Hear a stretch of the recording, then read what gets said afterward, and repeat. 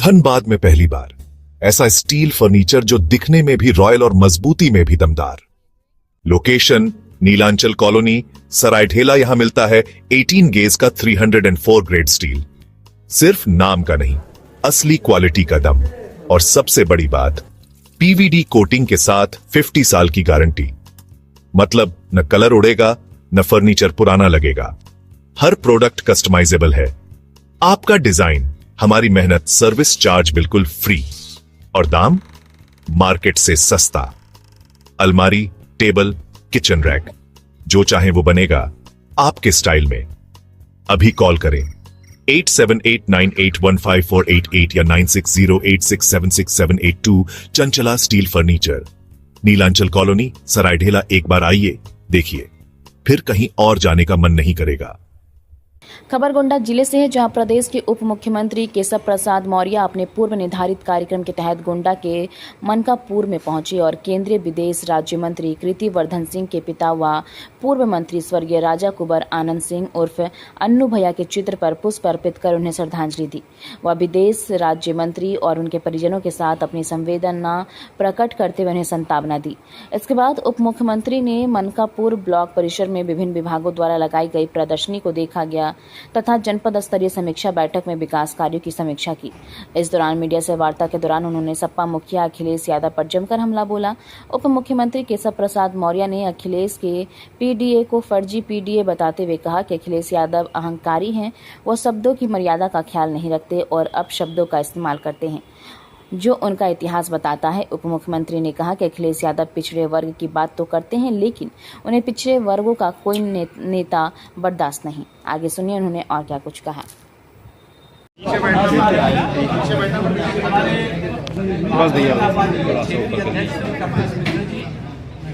हमारे दोनों यहाँ के लोकप्रिय विधायक आदरणीय प्रेम जी और आदरणीय विनय जी और हमारे संगठन के सभी साथी,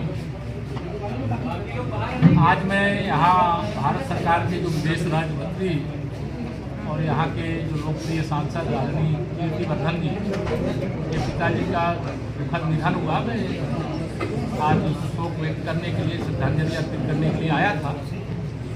लेकिन जहाँ भी जाना होता है, जिस वजह से भी जाना होता है, हमारा प्रयास पहला यही रहता है कि संगठन के कार्यकर्ताओं के साथ भी भेंट अलग से हो जाए और उनके माध्यम से जो विषय हैं जनता से जुड़े हुए, संगठन से जुड़े हुए, उनकी जानकारी भी है। तो अभी मैंने कार्यकर्ताओं के साथ संवाद किया है।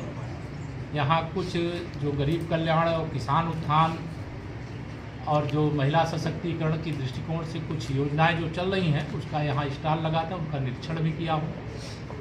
और मैं आपको, चूँकि आप राजनीतिक सवाल करें, उससे पहले बता दूँ, 2027 के विधानसभा चुनाव में भारतीय जनता पार्टी 2017 दोहराएगी।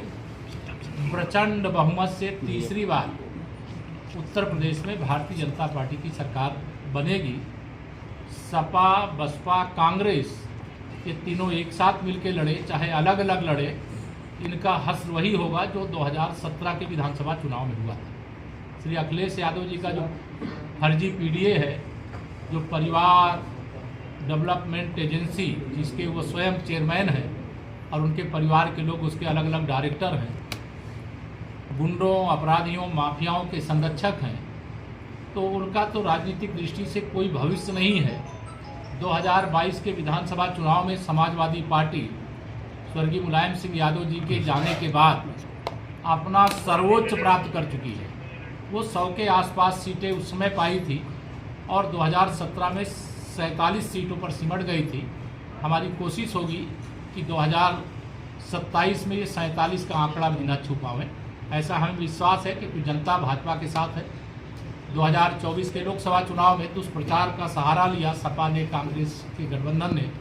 उसमें कुछ सीटें हमारी लोकसभा में घटी थी, लेकिन उनके झूठ का गुब्बारे की हवा हरियाणा विधानसभा चुनाव में, महाराष्ट्र विधानसभा चुनाव में, दिल्ली विधानसभा चुनाव में, 2024 लोकसभा चुनाव के बाद पर निकल चुकी है। तीनों राज्यों में प्रचंड बहुमत से भाजपा की सरकारें बन चुकी हैं और यह विजय यात्रा 2027 तक नहीं, 2047 तक जारी रहेगी। सपा, बसपा, कांग्रेस के लिए सत्ता के दरवाजे देश और प्रदेश में 2047 तक बंद हैं, जब तक भारत विकसित नहीं हो जाएगा, जब तक भारत आर्थिक महाशक्ति नहीं बन जाएगा, सामरिक महाशक्ति हम बन चुके हैं, ऑपरेशन सिंदूर के माध्यम से दिखा दिए हैं, सभी क्षेत्रों में भारत नेतृत्व नहीं अपना स्थापित कर देगा, तब तक भाजपा के कमल की जरूरत है। और जनता कमल के बटन को दबा करके गरीबों के सशक्तिकरण के लिए, महिलाओं के सशक्तिकरण के लिए, युवाओं के उज्जवल भविष्य के लिए लगातार अपना समर्थन दे रही है। हम जनता का धन्यवाद करते हैं और अपने भाजपा के एक एक कार्यकर्ता का, जिनके बूते हम चुनाव जीतते हैं, जिनके बल पर हमने चुनाव पहले भी जीता है और आगे भी जीतेंगे, उन कार्यकर्ताओं की सामर्थ्य पर हमें पूरा भरोसा है और बहुत बड़ी विजय 2027 में भारतीय जनता पार्टी प्राप्त करेगी। सर, पहला सवाल, भारतीय जनता पार्टी भ्रष्टाचार के प्रति जीरो टॉलरेंस नीति की बात करती है, वहीं गोंडा के लेखा विभाग में तैनात अनुपम पांडे, जिस पर भ्रष्टाचार के कई सारे आरोप आप ही के पार्टी के विधायक और कई सारे नेताओं के द्वारा लगाए गए, लेकिन अभी तक कोई कार्रवाई नहीं हुई। क्या लिपिक का रसूख भारतीय जनता पार्टी की नीति से बड़ा है? देखिए, कोई बस अरे रुको यार, कोई लोकल समस्या, लोकल शिकायत होगी जी, जो भी दोषी होगा जांच करके उसके खिलाफ कार्रवाई होगी और कोई गलत करने वाले को कोई बचा नहीं पाएगा। कल मोहन भागवत साहब ने 75 साल की उम्र कही, आपका क्या नजरिया है कि मैं राजनीतिज्ञ को राष्ट्रीय 75 साल में क्या स्वयंसेवक करना चाहिए? राष्ट्रीय स्वयंसेवक संघ का स्वयंसेवक हूँ। परम पूज्य सरसंघ चालक जी के किसी बयान पे टिप्पणी करने का ना तो मुझे नैतिक अधिकार है, ना मैं स्वयंसेवक के नाते कोई उस पर टिप्पणी कर सकता हूँ। लेकिन यह जरूर बता दूँ कि माननीय प्रधानमंत्री नरेंद्र मोदी जी के नेतृत्व में भारतीय जनता पार्टी की विजय यात्रा जारी रहे। नंदगोपाल नंदी जी ने कहा कि उनकी सरकार में जो बैठे हुए अधिकारी हैं उनकी बात नहीं सुन रहे हैं, बताया ना, जो परेशान, मैं सुन लिया आपकी बात, जो अधिकारी गड़बड़ करेगा, कोई शिकायत मुख्यमंत्री जी से माननीय मंत्री ने किया है और वो आप सब तक कैसे पहुंची है मुझे मालूम नहीं है, लेकिन जो शिकायत होती है उसकी जांच होती, जो दोषी होता है उसके खिलाफ कार्रवाई पहले भी हुई है और आगे भी हुई। मंत्री जी अखिलेश यादव कह रहे हैं कि डिप्टी सीएम केशव प्रसाद मौर्य सुबह मेरे ही खिलाफ ट्वीट करके अपनी राजनीति शुरू कर दी, उनके पास कोई एजेंडा नहीं।